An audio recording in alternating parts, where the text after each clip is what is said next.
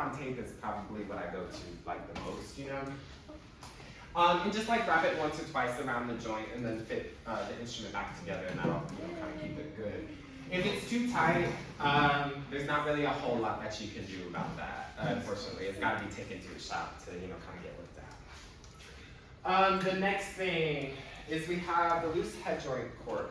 So this flute is missing a crown, but it does have the cork, and the head joint cork assembly is also incorrect. Like this should not be there. But anyways, so the flute is tapered, right? So it's smaller at this end than it is at this end. So if this ever falls out, you take the crown off, obviously, and the part that has the screw is going to go into the bottom of the instrument.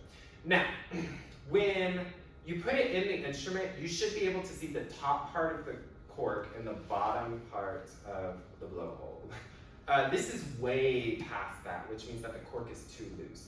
I've maybe seen head joint cork like fall out once in my life, but it does happen, I guess. And what you can do is just take a little bit of Teflon tape. Teflon tape is sponsoring this, by the way.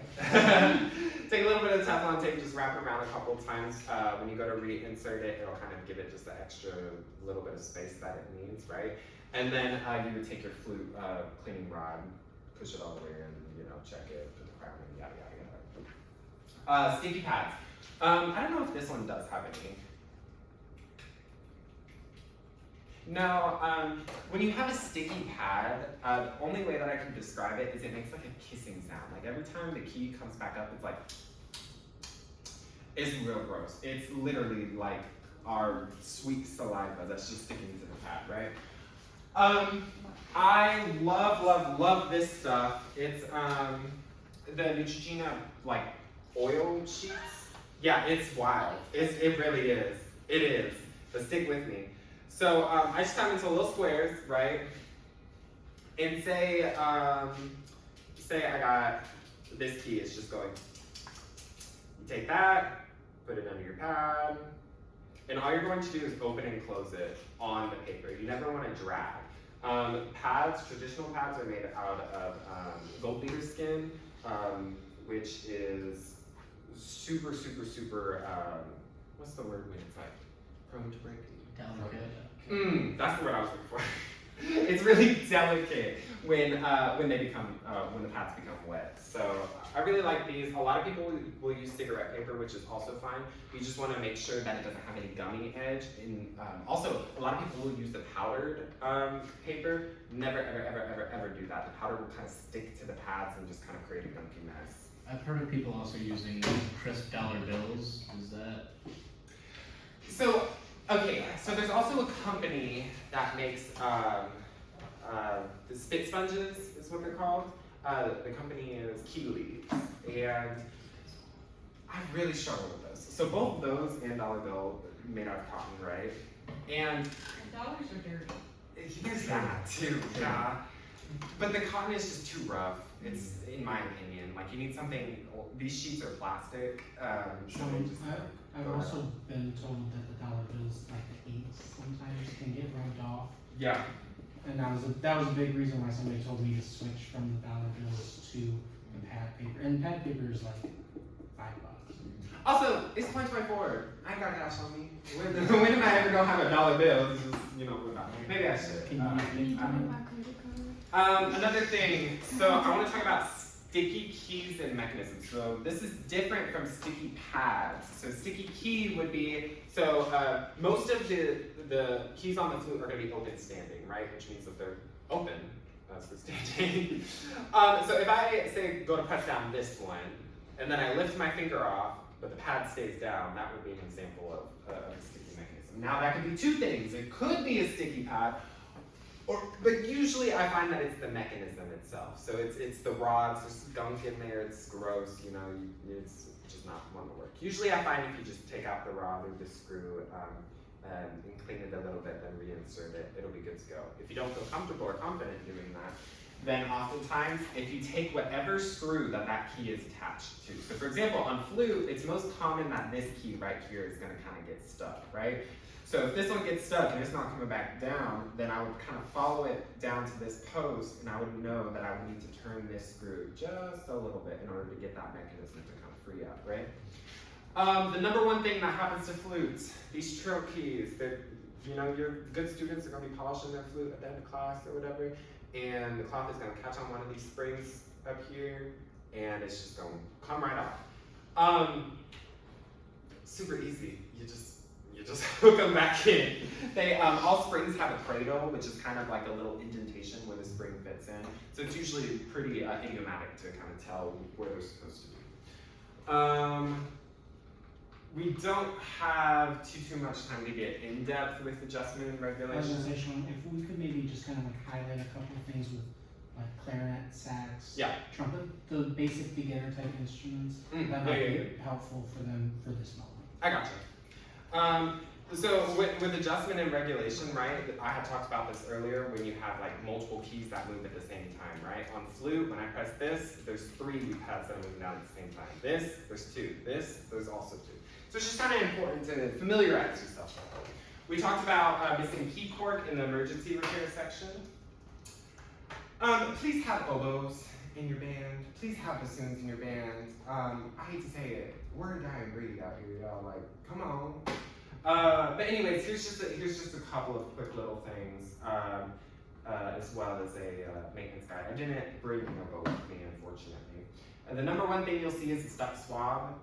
I would recommend putting this tool kind of in the same category as the Bobcat mouthpiece tool. This is a swab extractor, works for oboes and clarinets. It kind of looks like a torture device, but essentially it's got a screw on one end, and when you have a stuck swab, you just take the rod, you insert it in, and then you screw the rod into the cloth, and then you're usually able to pull it out that way. You still want to be super, super careful with this because you're inserting a metal screw into the bore of an instrument. So that's, take that how you will. Let's see. Clarinet, again, there's my clarinet presentation. It's great. You should watch or look at it, I guess. I don't know. I'm not talking about it. So we talked about rocking tenons with flute. With clarinet, it's going to be the same kind of concept. Anywhere that there's a joint and there's cork and it's rocking back and forth means the cork is too thin, and so you need to put some kind of material there to expand it a little bit. I love using Teflon tape for this. Just wrap it around a couple times, usually when you put it back together. But I mean, I'm going to be so for real. You could ask Emily. I have had Teflon tape on my clarinet since the beginning of last semester. I just haven't had time to replace it. So that stuff works and it's good. We talked about missing key cord. I do want to talk about this one quick adjustment. On the clarinet, these keys right here, so this is our A key, right, and this is our A flat key. This is going to be the number one clarinet repair. You'll have a student who at the beginning of class, they're playing their instrument, everything's fine. Then all of a sudden, no low notes are coming out, and it's just high notes, everything's speaking up. What happens is, again, these pads are organic material, right? So that means they're susceptible to heat, to moisture, all of those kinds of things.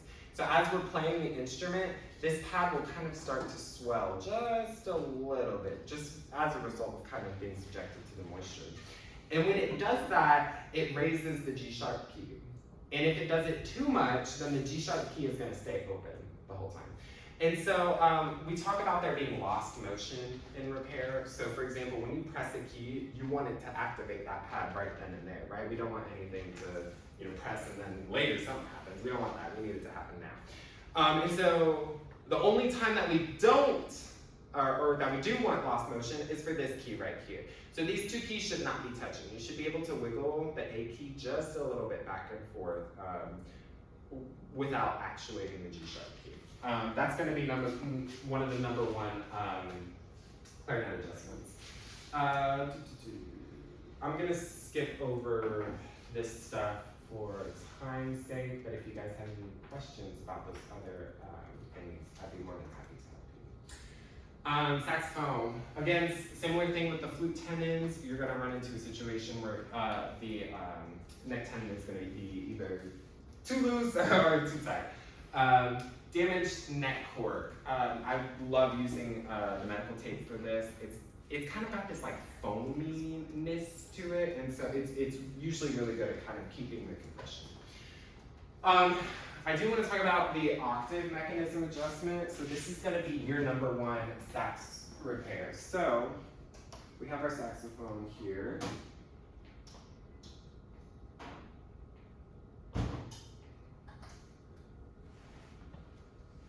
All right, so we see that there's this little arm, right, that kind of comes up and connects to the octave key, right? Well, what's interesting about saxophone is there's actually two octave keys. So there's this one that's right here, and then there's this one that's on the side right here. The difference between them is if you play anything above an A with the octave key depressed, then it's going to open that top one, right? But see what happens as soon as I put my finger down for G, right? It closes, and then the secondary one opens, right? What can often happen is this is going to get bent, and it's going to kind of throw everything else out of alignment. So if you need to move this up, if you need to move this arm up because it's touching this arm too much, then you would gently brace the whole key with your hand, right? And you just kind of squeeze towards each other, these two ends towards each other. Now, I'm not using like a pushing motion or anything. I'm using a very like flexing motion, right? So I'm just barely kind of just flexing it up, right? This metal's thin. It'll bend for you, I promise.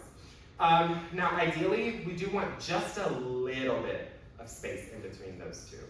Your kids are going to bring that to you. It's, again, going to be like the number one thing that you see. Self-leveling pads, you should check those out. I have recommended those to every saxophone player that I can think of. We're trying to get the school here fitted, all of the saxophones here fitted with self-leveling pads. It's exactly what it sounds like. When you press down a key, it self-levels itself. It's great. Lead light, I brought one that's over there. It's essentially just a tube light that you kind of throw into an instrument. You put it in flute, clarinet, bassoon, pretty much anything.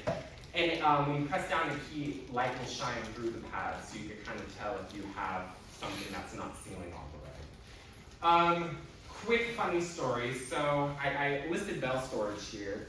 I had a student one time bring me his saxophone, and he said, "Mr. B, my saxophone is broken." And I said, "Okay, well, you know, let me look at it." So he brings it over to me, and I'm just like looking at it, and I was like, "Man, I have no idea what's wrong with this. Like, it looks like it's in pretty good condition." And I said, "What were you like doing, you know?" And he said, "Well, I had it with me yesterday outside when my dad was cutting wood, so I think some of that must have got in there." And I was like, "Were you just like standing under the tree, just like trying to catch it for him or something?" Like I'm trying to follow the disconnect. And so then I go to turn the saxophone over, and I kid you not, a half-eaten Pop-Tart just falls out of the bell. It turns out that Pop-Tart had been opening up the one of the lower bell keys, which is what wasn't causing it to play, right? So anyways, for any instrument that has a big opening to it, make sure you check them before you start trying to chase your tail too much. By the way, all of these slides have clickable, all of the images kind of will take you to like a more in-depth guide of some of the things that you'll see. Bassoons is a lot of the same thing, loose tenons, loose screws. Have y'all heard of like the nail polish kind of trick? Like you just put a little nail polish on the screw. Just gotta be careful not to get any on the instrument. I do want to mention this real quick. A lot of music stores in their kits for bassoon, they'll sell, oh my spelling's coming out. They'll sell vocal swaps and brushes. I don't like that. I send my vocal off to get professionally cleaned because I have heard so many horror stories of people like they'll run a vocal swap through and it just snaps, and I can't do that. There's the maintenance guide for that. Trumpets. So I'm not going to like bore you all with reading all of this, but these are like some of the top 3 things that you'll see. I promise you, if the trumpet's not playing, these kids were playing with their valves and they just put them in the wrong order. Thankfully now, trumpets nowadays are labeled with 1, 2, 3. Vintage trumpets are not, however, so it can get a little difficult. Sean, on that vein, I literally just heard of a student that I started at Payne Valley. Great trumpet player. They quit this year. It's a 7th grader now. And I just found out a few months ago they quit because their trumpet didn't work. The valves were in the wrong spot. So check the valves. It's the difference between having a trumpet player and not. That's a really good point. Now, I also want to mention clicky valves. So this is going to be applicable to any valve instrument, right? So what I mean by this is whenever you go to press down, say your first valve, and you lift your finger up, it'll make kind of like a ching, ching, ching sound every time it comes back up. That happens all the time. I have seen band directors like chase their tails trying to figure out what's wrong with it.